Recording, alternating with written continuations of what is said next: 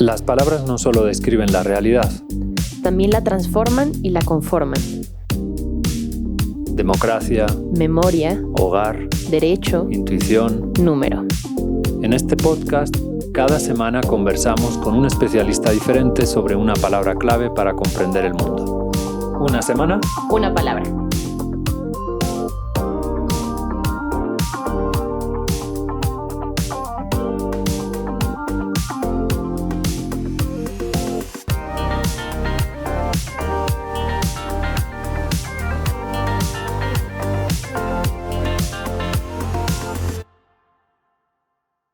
Todos sabemos lo que es intuir. Hemos intuido a veces, desgraciadamente, la muerte de un familiar cercano. Otras veces, agraciadamente o desgraciadamente, según el caso, una mujer puede intuir que se ha quedado embarazada. Podemos intuir que nos ha ido muy bien un examen, podemos intuir que este trabajo que me están ofreciendo es el trabajo de mi vida. ¿Pero qué es intuir? Sabemos lo que es intuir, pero ¿cómo formular lo que es la intuición? Uno de los principales filósofos del siglo XX, Henri Bergson, da una interesante definición de intuición. Los filósofos están concordes, a despecho de sus divergencias aparentes, en señalar dos maneras radicalmente distintas de conocer una cosa. La primera implica que se dan vueltas alrededor de esa cosa. La segunda, que se entra en ella. En el siglo XVIII es cuando aparece registrada por primera vez la palabra intuición en español. Y aparece con el significado de adivinación, de comprensión penetrante y rápida de una idea. Procede del latín, como tantas y tantas palabras de nuestra lengua, y en concreto es un compuesto del prefijo in. El prefijo in significa dentro, hacia adentro, como en importante, indecente, ennoblecer. Eso es lo que significa el prefijo in. Y por otro lado, procede la palabra del verbo latino que era tueri y que significa contemplar, mirar por algo, proteger. Es decir, que intuir, si seguimos la etimología que acabamos de leer, sería algo así como escuchar al maestro que llevamos dentro, porque tueri es el mismo lexema que encontramos en tutor o tutela. Por lo tanto, ¿es intuir seguir lo que nos dice nuestro maestro interior? El mismo Gandhi dijo alguna vez: llegan momentos en nuestra vida en los que sobre algunas cosas no necesitamos ninguna prueba exterior. Una pequeña voz nos guía y nos dice: no te muevas ni tantito, ni a la derecha ni a la izquierda. Continúa lo que te dicta tu voz interior. Para tratar de responder a esta y otras preguntas relacionadas a la palabra intuición, hoy nos acompaña Adriana Alfaro. ¿Y quién es ella? Adriana Alfaro es doctora en Ciencia Política por la Universidad de Harvard, profesora titular en el Departamento de Ciencia Política del ITAM y miembro del Sistema Nacional de Investigadores de México. Su último libro, La creencia en la intuición, individualidad y autoridad en Henri Bergson y Max Scheler, nos servirá de guía en esta conversación. Muchas gracias por la invitación, Javier, a participar en este proyecto. Adriana, nuestra primera pregunta te la hace Marina. Hola. Por ejemplo, en el lenguaje cotidiano nosotros hablamos de la intuición como un conocimiento o una sabiduría que no termina de ser completamente nuestro y es un punto extraño entre una sensación, algo que un desconocido te dice como una buena decisión o un pensamiento que ni siquiera llega a tocar la razón para existir. De algo de lo que hablábamos de una manera muy similar antes era del instinto, que lo veíamos simplemente como este sexto sentido. Sin embargo, ahora sabemos que el instinto en los animales tiene todas, incluyéndonos, tiene todas estas razones fisiológicas e incluso ya ahora hablamos del instinto como algo genético. Entonces, por ejemplo, están las hormigas del desierto que pueden recorrer centenares de metros en un territorio donde no tienen referencias visuales y tampoco pueden dejar su rastro químico. Y ellas van andando, divagando por todos lados, eventualmente encuentran a su alimento y regresan en una línea recta a su punto de partida, que es sorprendente, y por mucho tiempo simplemente dijimos: el instinto de las hormigas, pero actualmente sabemos que su manera de andar utiliza el sol como referencia y también se cree que llegan a ser un tipo de cálculos muy sencillos. Otro ejemplo similar serían las aves migratorias, que logran hacer este mismo vuelo una y otra vez. Antes nos sorprendía mucho, decíamos instinto, pero actualmente pues ya sabemos que las aves tienen esta capacidad, junto con otros animales, para poder captar el campo magnético de la Tierra y guiarse. Retomando la parte de intuición, está esto que decíamos de las mujeres embarazadas. Eso roza en el instinto como algo físico o en la intuición y algo más mental. Y un ejemplo más cercano a mí, yo tengo una gatita, se llama Pervinca, y conmigo juega muy brusco, con mis papás no. Y alguna vez yo estaba en la sala con mis papás, llegó Pervinca y les dije a mis papás, no sé por qué lo sé, pero estoy segura que me va a atacar. Dicho y hecho, me atacó. Y esto lo puedo, siempre que me va a atacar, yo lo sé, pero jamás podría decirles a ustedes, por ejemplo, qué es lo que yo estoy viendo. Y entonces, ¿esto sería intuición o es simplemente una relación inconsciente de conocimientos? ¿O es que acaso esta es la intuición? Conocimientos no conscientes. Y esto ya me lleva por fin a mi pregunta. ¿Cuál es la diferencia entre instinto e intuición? Y si así como ahora sabemos del instinto que hay razones fisiológicas, si tenemos explicaciones psicológicas o fisiológicas para la intuición, que al fin y al cabo esta fue una gran sorpresa para todos nosotros cuando la frase "Trust your gut" ganó mucha justificación cuando encontramos todas estas redes neuronales en el tracto gastrointestinal. Tradúcenos la frase, por favor, para los que no hablen inglés. Trust your gut sería nuestro equivalente a tener una corazonada, que también tenemos estas redes neuronales en el corazón, o ir por confía en tus entrañas, sería la literal. Okay. Que es este sentimiento que de repente, o sensación que tienes en el estómago, como decir algo es bueno o malo, pues chances si estás pensando con el estómago, estirando un poco la expresión. Muy bien, entonces, resumiendo, la pregunta no es ¿por qué te ataca tu gata?, sino ¿cuál es la diferencia entre instinto e intuición? Tal vez lo primero que deberíamos decir es para ellos intuición, porque no es que sea necesariamente la forma en la que todo el mundo utiliza la palabra intuición. Para ellos Bergson y Scheller. Para ellos Bergson y Scheller, ajá, exactamente. Intuición significa algo muy peculiar. Hay muchas maneras en las que podemos utilizar, ya sea de manera coloquial o incluso filosóficamente, la palabra intuición. Decimos, tengo la intuición de que X o Y, la corazonada, ¿no? Coloquialmente, o más filosóficamente, por ejemplo, un autor que es muy conocido en la filosofía política, John Rawls, utiliza mucho la palabra intuición para referirse a juicios o reflexiones que hemos considerado sobre la justicia, ¿no? Intuiciones, por ejemplo, todas las personas somos iguales. Esa es una intuición moral, dice John Rawls. Esa no es la forma en la que Bergson y Scheller utilizan la palabra intuición. Para ellos, intuición es una facultad. Tal vez la palabra facultad no es la mejor, es una capacidad. Es en ese sentido. ¿Semejante a qué otras capacidades, para que te entendamos? Semejante a la razón, por ejemplo, ¿no? La razón es una capacidad, la capacidad de razonar, etcétera, etcétera. Y a la capacidad de sentir, por otro lado. Y esa es la capacidad de sentir. Entonces son tres capacidades diferentes. Exactamente. Y entonces, no pretendo hacer un catálogo exhaustivo, pero en efecto, la intuición sería para ambos, con sus diferencias, que luego podemos, si quieren, detallar, pero no importa, en términos generales, la intuición es la capacidad o el poder, digamos, de percibir aquello que no es ni racional ni sensible, ¿no? Entonces, a diferencia de la razón, que nos da acceso a ideas, ¿no? A cosas racionales, y de la sensibilidad que nos da, a través de los sentidos, acceso al mundo material de los sentidos, sensorial, la intuición para ellos nos daría acceso a aquello que no es ni racional ni sensible. Es algo distinto, es algo que es empírico, pero no material, ¿no? Que tenemos, a lo que tenemos acceso a través de la experiencia, pero no a través de los sentidos.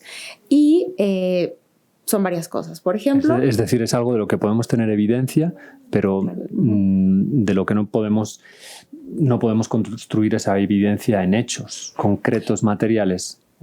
Más bien, hechos sí. Déjame darte un ejemplo. Tal vez esto podría ser más útil. Una cosa de la que dice Scheller es a Javier, ¿no?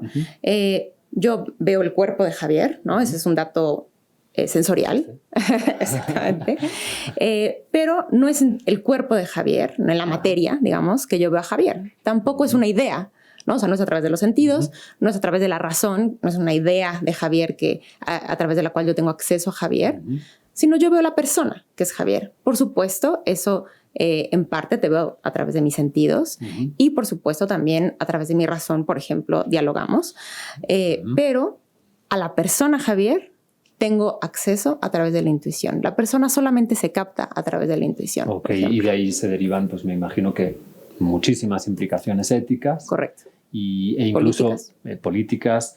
¿Cuáles, por ejemplo? En el libro trato de decir tres principales, ¿no? De su concepción de la intuición se deriva una cierta concepción de libertad, una cierta concepción de la individualidad y una cierta concepción de la autoridad que se distingue de otras tradiciones, por ejemplo, la tradición liberal, ¿no?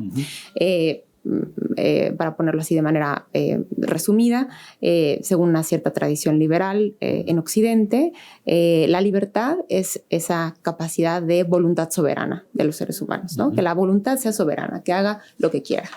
Mi propuesta en el libro es que a través de su concepción de la intuición podemos tener acceso a una concepción diferente de libertad, una que sea más capaz en ese sentido de lidiar con la realidad de las jerarquías en las que vivimos, con la realidad de la alteridad, de la otredad en la que vivimos y con la realidad de la incertidumbre y que no tenemos control de todo, ¿no? En la que vivimos. Ese es un ejemplo, por ejemplo. De hecho, cuando hablas de libertad, en tu libro hay un par de pasajes que a mí me llamaron mucho la atención y que además se vinculan con este otro libro de la gramática de los sentimientos de Scheler, y donde dices que el destino no es el fruto de nuestras decisiones. Creo que esto lo dice Scheler, no lo dices tú. Okay. Que el destino no es el fruto de nuestras decisiones, sino que más bien es al revés, que el destino es lo que determina cómo nosotros decidimos. Y creo que habla del ambiente, de una suerte de ¿cómo le llama? Ambiente creado que culturalmente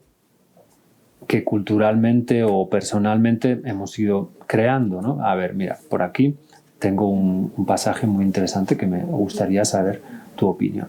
Es cuando habla del ordo amoris, no sé si te acuerdas, que dice: quien posee el ordo amoris de una persona tiene a la persona. Posee de esta persona como sujeto moral lo que las formas del cristal son al cristal.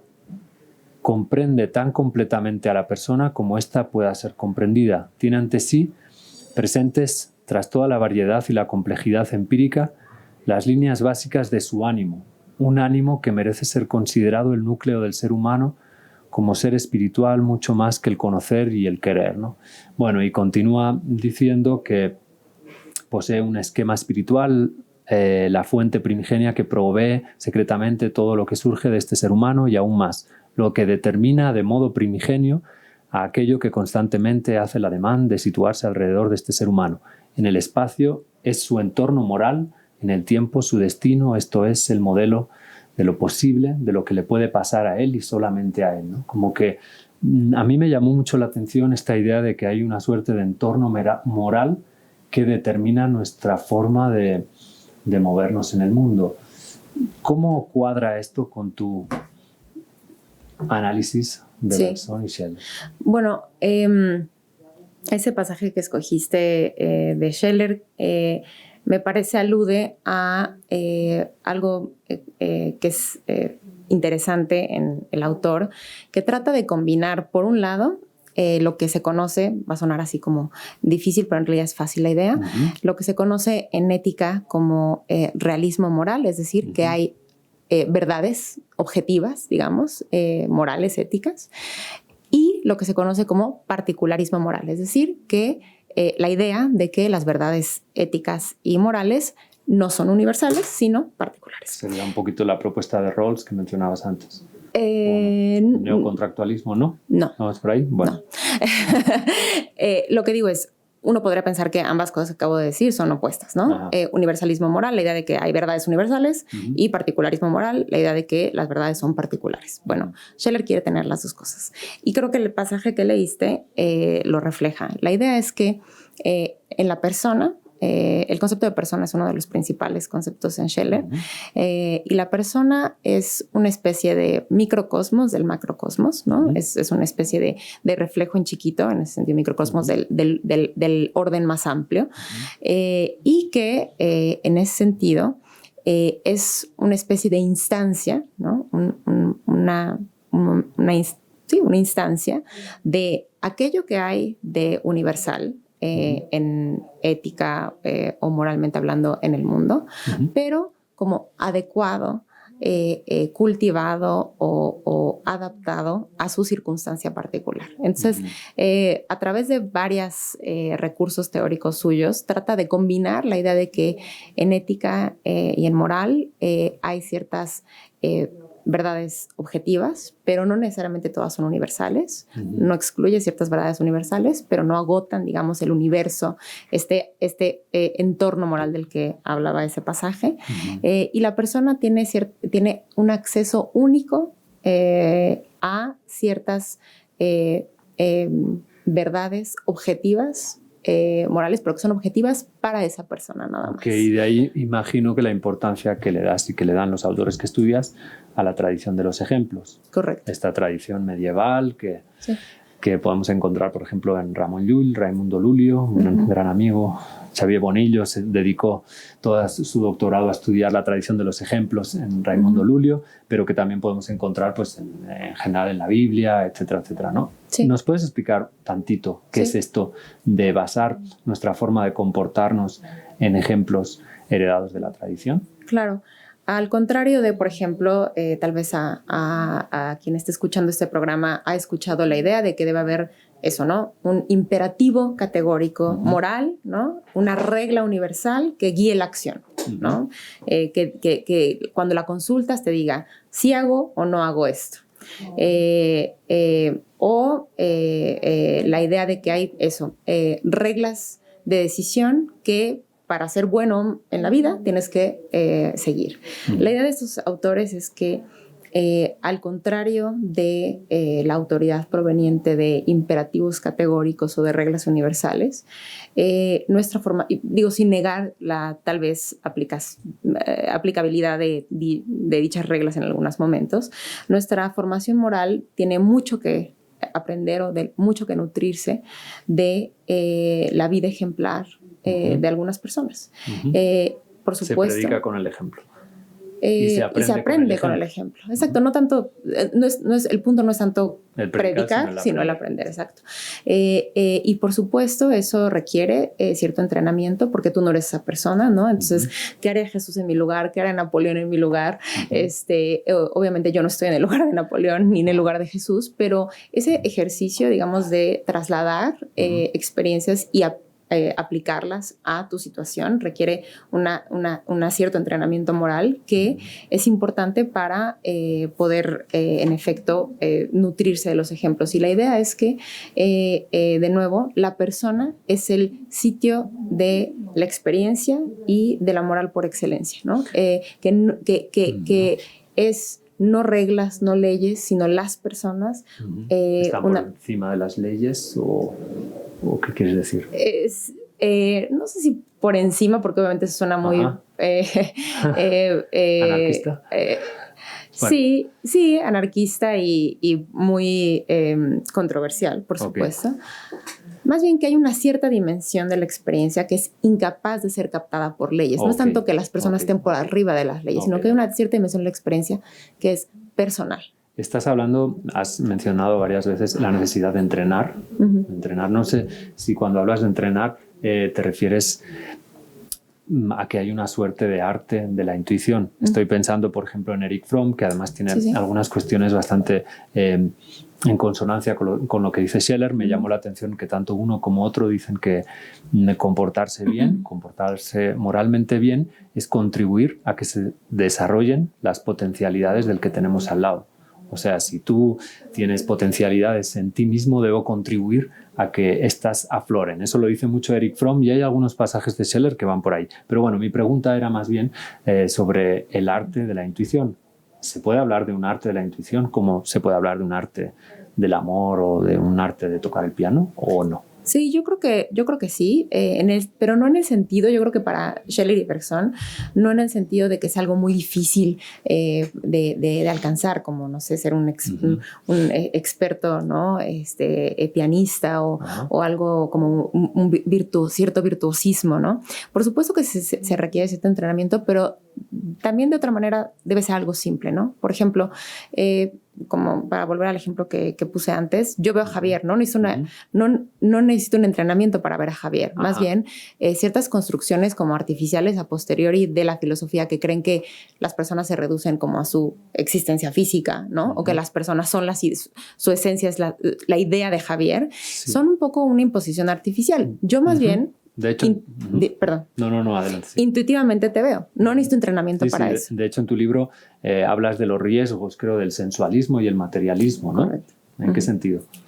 Bueno, sí, eso como que una especie de intelectualismo artificial impuesto desde arriba nos hace pensar que eso, Javier, es el conjunto de átomos, materia, neuronas, ¿no? Tú reaccionas yo no sé por qué te pongo solo de ejemplo a ti, ante los estímulos, ¿no? Y, por ejemplo, la neurociencia en parte se dice reduccionista justo porque piensa que los seres humanos son un conjunto de reacciones, ya sea eléctricas, materiales, lo que sea, ¿no?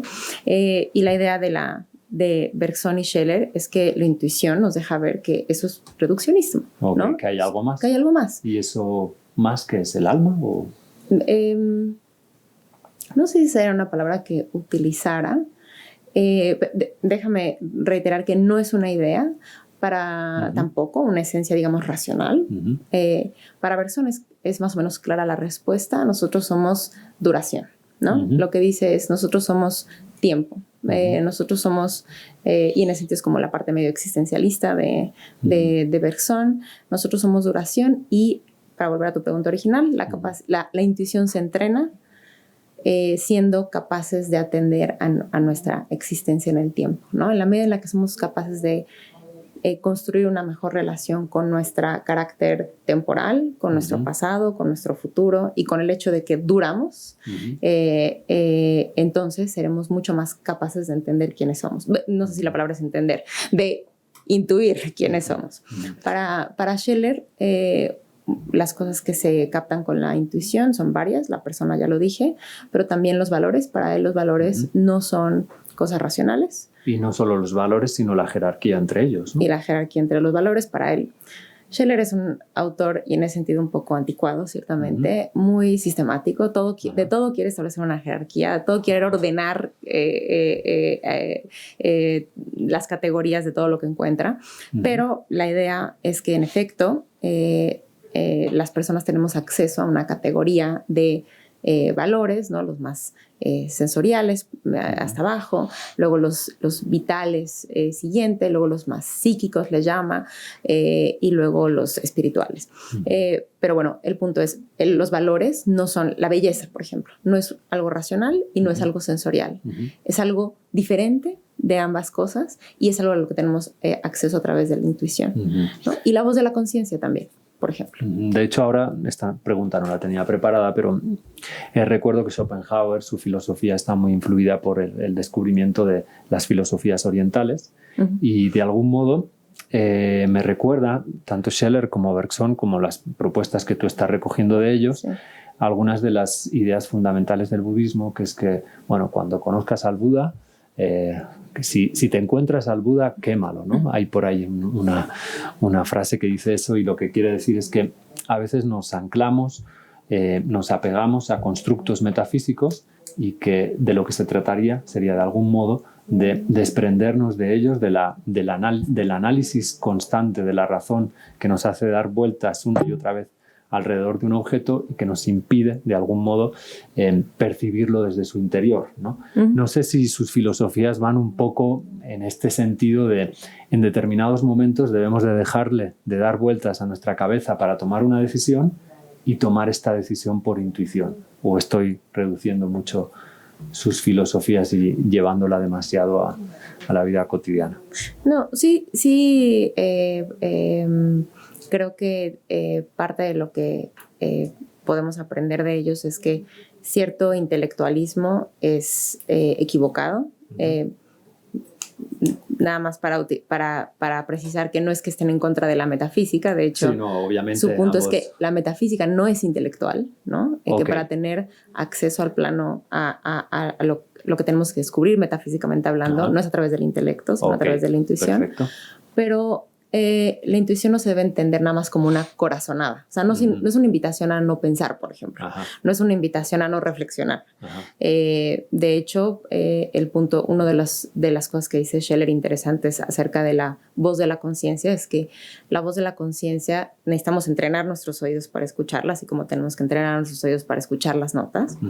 En ese sentido, no es un cheque en blanco, digamos, para lo que se podría entender como irracionalidad, pero la idea es que en efecto la voz de la conciencia es más precisa cuando le dice de manera única e individual a cada quien algo objetivo, ¿no? En ese sentido, creo yo que sería un error pensar que algo objetivo. Algo objetivamente cierto, pero que es único y especial para que te entienda yo y algunos de nuestros oyentes. Sí. A ti, cuando tu voz de la conciencia te habla, ¿nos puedes dar algún ejemplo objetivo de lo que te dice?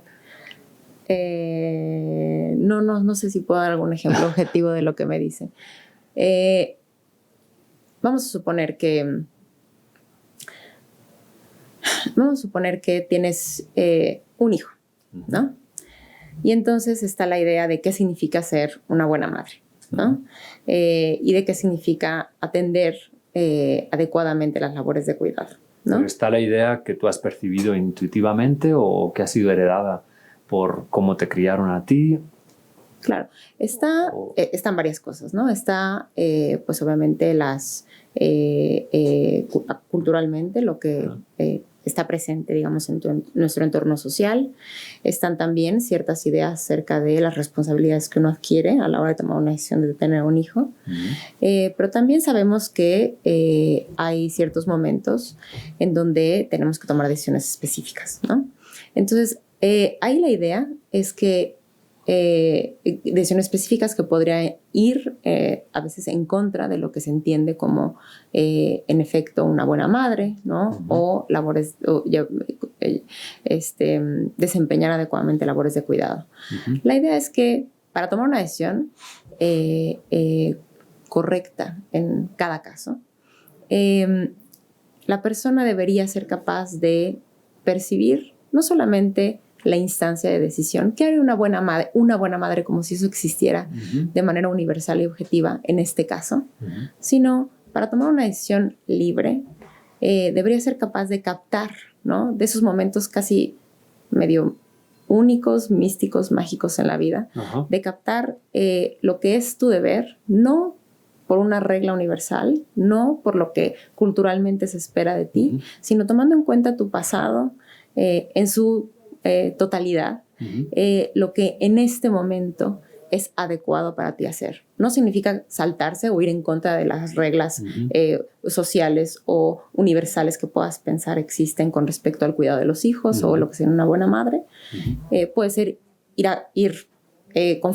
estar conforme con ellas, puede ser ir en contra de ellas, pero la idea es que una buena decisión se toma de manera casuística, tomando en cuenta toda la historia que rodea a esa decisión. Y a ti mismo, ¿no? Y a tu historia, claro, como estás diciendo. En este sentido, hay una de las cuestiones que a mí tampoco querría que acabáramos sin que me contestaras, sin que me dieras tu opinión. Y, por ejemplo, Scheller dice, hablando tú de Scheller, dices, es más fácil acceder a las capas superficiales de las almas de otros que a las capas profundas de uno mismo. Y Bergson dice, cualquiera puede darse cuenta de que es más difícil progresar en el conocimiento de uno mismo que en el conocimiento del mundo exterior, ¿no? Para cultivar esta facultad, esta capacidad de la intuición, ¿cómo debemos adentrarnos en nosotros mismos para justamente en estos momentos de vital importancia de nuestras vidas ser capaces de decidir, no con corazonadas en un sentido simplificado, no exclusivamente mediante el análisis racional, sino gracias también a nuestra capacidad de intuir. Sí, pues déjame decir dos cosas. Una es a través de los ejemplos, ¿no? Justamente. Una es que nuestro... Entonces hay que rodearse de buena gente. Sí.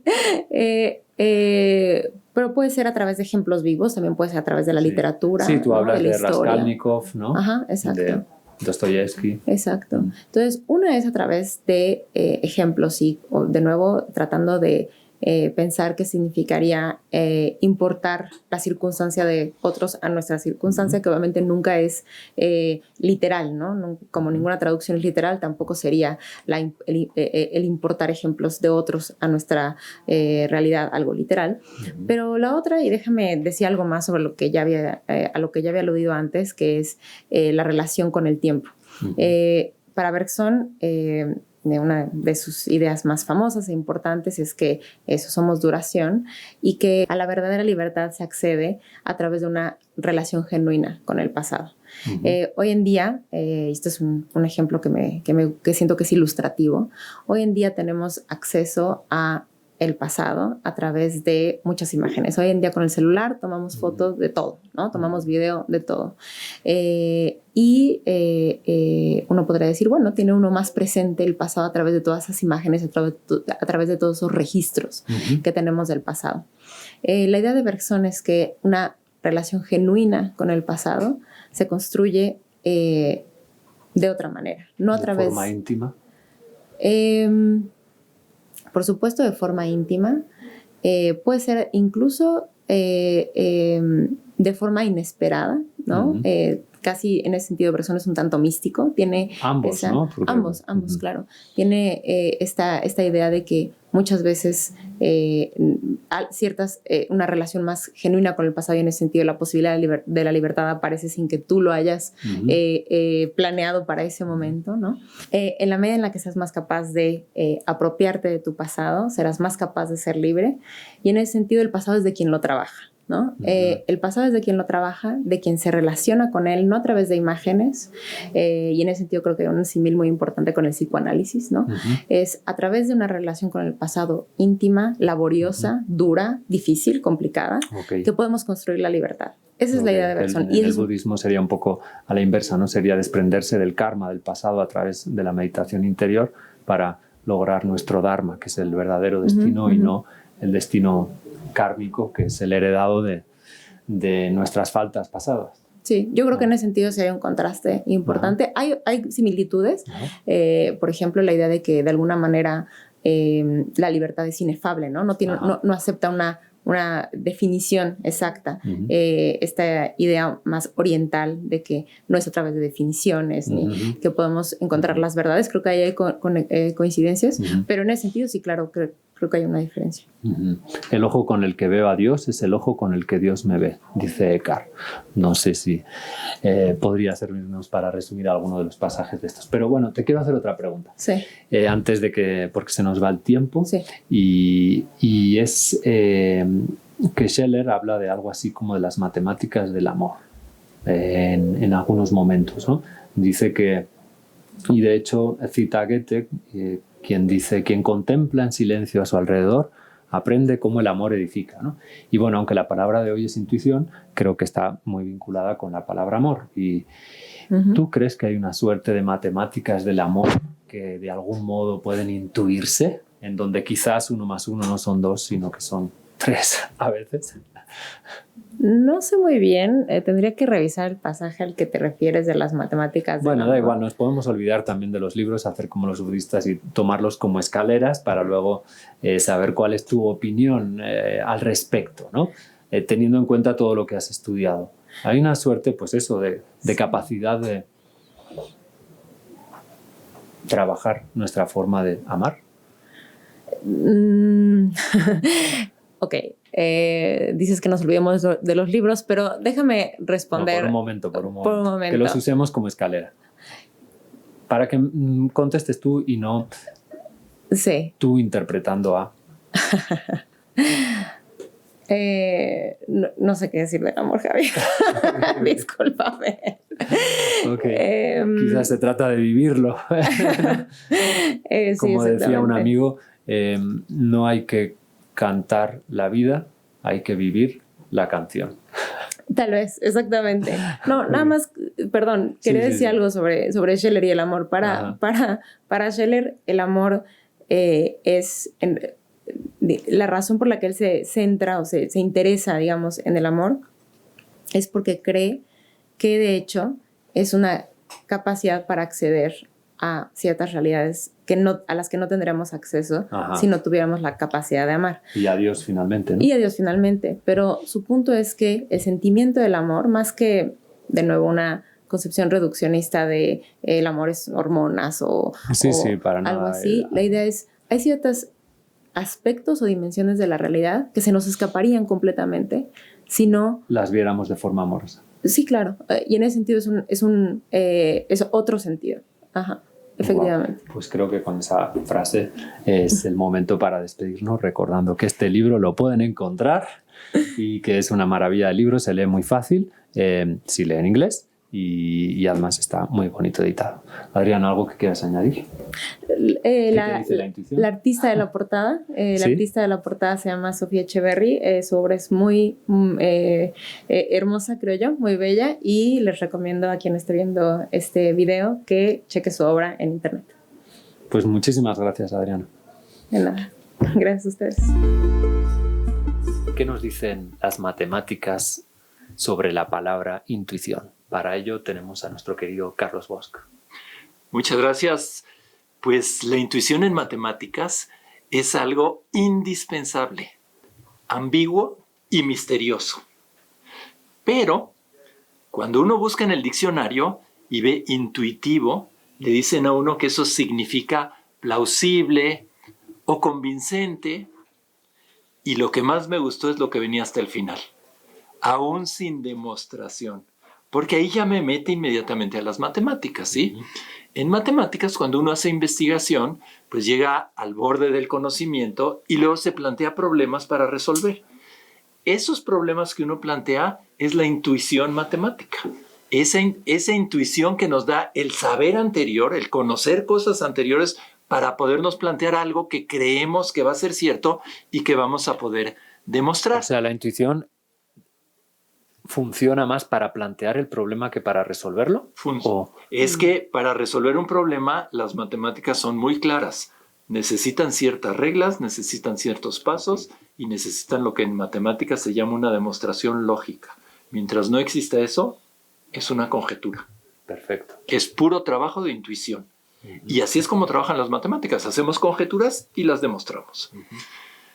Y aquí les quiero dar un ejemplo muy claro en la historia de las matemáticas, que es lo que fue la conjetura de Fermat. Pierre de Fermat fue abogado. Algunos dicen que era aficionado a las matemáticas porque no se ganaba la vida siendo matemático. O sea que los abogados que nos están escuchando ya no pueden decir aquello de no, yo las matemáticas no las domino porque soy abogado. Al revés. Exacto. Los abogados utilizan las matemáticas. La lógica matemática es usada por los abogados. En un programa nos vamos a enfrentar a ellos. Bueno, perdón, Fermat. Entonces, Fermat, que estudiaba mucho matemáticas, leía libros y hacía anotaciones para recordarse, para entender mejor, etc. Pues leyendo el libro de Diofanto de Alejandría, llamado Aritmética, escribió en el margen de una página lo siguiente, y cito: es imposible convertir un cubo en la suma de dos cubos y una potencia cuarta en la suma de dos potencias cuartas, o en general, cualquier potencia más alta que el cuadrado en la suma de dos potencias de la misma clase. He descubierto para este hecho una demostración excelente, pero este margen es demasiado pequeño para que la demostración quepa en él. Y eso se quedó en ese libro. Mucha gente que leyó ese libro de casualidad se enteró de esto. ¿Qué quiere decir? ¿Qué es lo que nos está diciendo ahí Fermat? ¿Cuándo lo escribió este libro? Esta anotación. Esta pregunta la hizo en 1637. 1637. Desde ahí viene la historia. ¿Qué es lo que nos está diciendo en estas líneas? Bueno, que un cubo no se puede descomponer en suma de 2 cubos. Es decir, y aquí es donde, por ejemplo, la notación matemática es excelente para poderlo entender. Nos dice que no puedo escribir x al cubo como la suma de un número y al cubo más otro número z al cubo. En general, que x a la n igual a y a la n más z a la n no tiene solución si n es mayor que 2. Esa sería la formulación matemática. Ok. Pasó mucho tiempo. Se estudió mucho esa conjetura. Se trató de demostrar. Los matemáticos no nos rendimos a la primera, ni a la segunda, ni a la tercera. Llegamos hasta 1995, cuando Andrew Wiles... Ayer casi, cuando Andrew Wiles, pero varios siglos después, cuando Andrew Wiles, ayudado por el matemático Richard Taylor, demostró que efectivamente lo que había escrito Fermat tenía razón, que no se podían encontrar esos 3 números. Pero la demostración que hicieron no estaba al alcance de Fermat.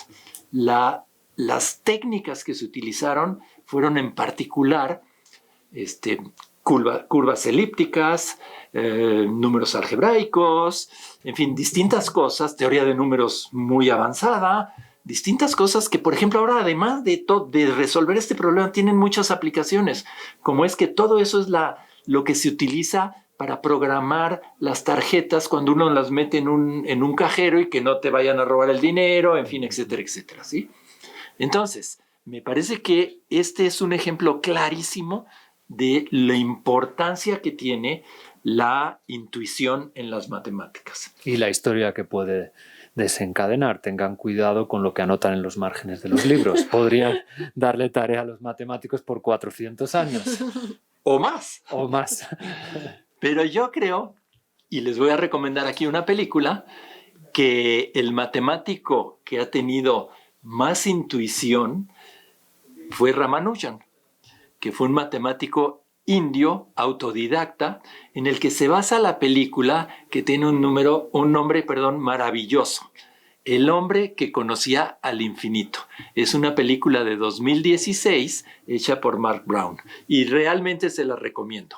En esa película cuentan que Ramanujan le mandaba escritos a un matemático muy famoso que vivía en Cambridge, Hardy, con un gran renombre, y él recibía todas esas cosas y al cabo de recibir varios, hizo el siguiente comentario.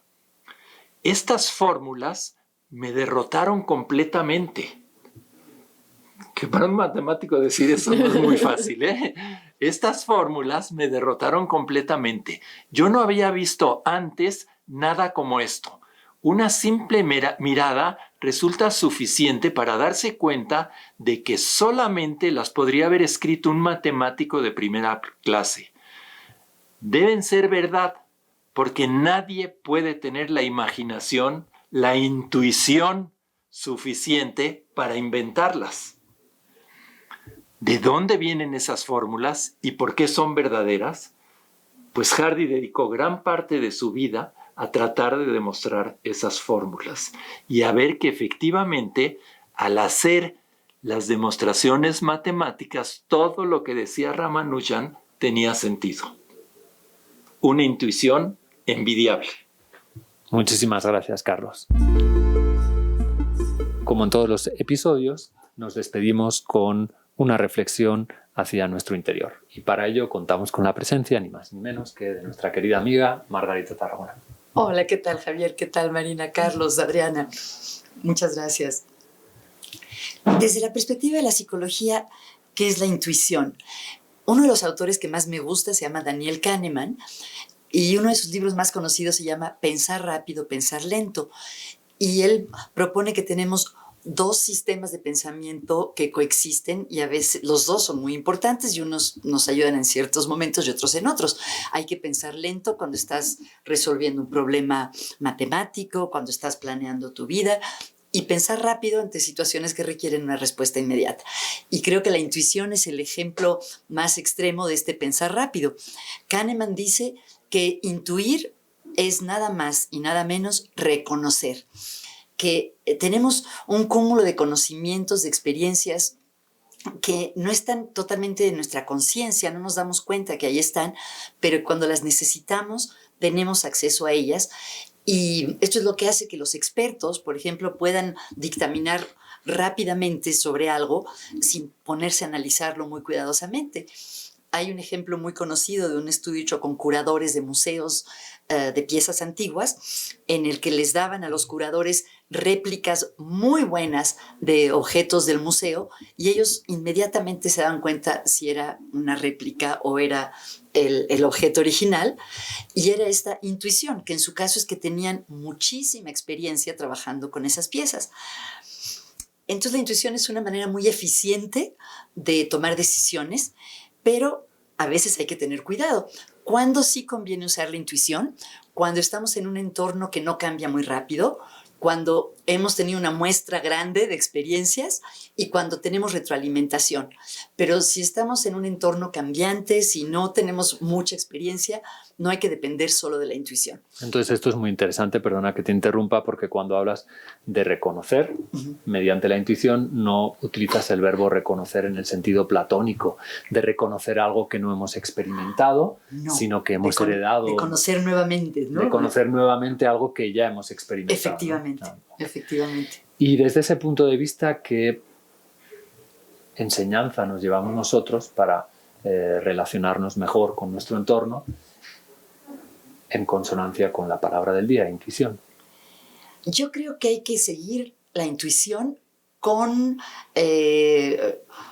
cuidado, ¿no? Que, por ejemplo, si estás ponderando dos opciones para tomar una decisión y ya las has pensado, la intuición puede ser muy útil, pero tampoco precipitarse y tomar todas las decisiones de manera puramente intuitiva. Creo que sí hay que hacerle caso a esas corazonadas y también hacerle caso a nuestra razón. Te interrumpo, Margarita, pero si ya las has pensado, ya no es intuitivo. No, por eso decía que que hay decisiones que hay que tomar. Ah, ya te entendí, perdón. Pero a veces estás entre dos opciones que las dos te parecen atractivas, las has pensado, las dos tienen pros y contras. A lo mejor en ese momento sí tienes que tomarla de una manera, bueno, es que ya no puedo decir intuitivo. Margarita, porque cuando estaba haciendo la investigación hablaban en algunos casos de un estudio, no tengo los datos, perdón, pero básicamente estaban poniendo a personas a escoger entre 2 o 3 casas en las que les gustaría después vivir y les daban como 2 opciones. Todos tenían que sí pensar un poco hacia cuál se querían ir, pero a unos les permitían como, ok, haz tu análisis general de cuál te late más y al final, ahí sí ya, ¿cuál te late más? Sin pensarlo más, decide en este instante. Y en los otros era un no, hazme una buena lista de pros y contras y todo eso. Y en general, los que habían decidido por intuición algo más impulsivo del momento, terminaron siendo más, se sentían mejor con su decisión meses después que los que únicamente se dedicaron a pensarla conscientemente toda. Si hubo un proceso antes, entonces estás de acuerdo conmigo. Si lo pensaron, ya no es intuitivo. Ah, ya sé, Carlos. Es que pensar e intuir no son opuestos ni mutuamente excluyentes. De hecho, algunos autores dicen que el intuir es pensar sin darte cuenta de que estás pensando. O sea, eso sí es un proceso de pensamiento, nada más que es muy rápido. Al respecto, creo que hay un asunto muy interesante, es que, bueno, si uno se enamora, no decide tras haber analizado la situación. Primero decide y luego se justifica. Pero hace poco oí a un especialista en terapia de pareja que decía, nunca te cases cuando estás enamorado. Que hay que esperar. O sea, no es que no debas de haber estado enamorado, porque en el momento del enamoramiento realmente no eres capaz de hacer buenos juicios. A veces dejas pasar las banderas rojas que luego se vuelven problemáticas. Entonces, bueno, se los paso al costo. Quizás un concepto que dio a conocer Orlando Falsbroda, un antropólogo sociólogo colombiano, y que es retomado por Galeano, puede servirnos para cerrar esta conversación. Galeano dice: sabios doctores de ética y moral han de ser los pescadores de la costa colombiana que inventaron la palabra sentipensante para definir el lenguaje que dice la verdad. Ay, qué bonito. Sí. Muchísimas gracias, Margarita, Gracias. Carlos, Marina. Nos vemos en el próximo programa. Una semana. Una palabra. Gracias a todos. Gracias. Y, por supuesto, también a nuestros aliados invisibles, Emiliano y Jesús y Miguel. Ya saben, este programa no habría sido posible sin la colaboración del Departamento Académico de Lenguas, el CARLE, El Centro ITAM de Estudios del Bienestar. El Departamento de Matemáticas. Y la Dirección de Desarrollo y Comunicación Institucional del ITAM. Si les ha gustado este programa, ya saben, nos pueden recomendar, poner estrellitas y continuar oyendo o viendo.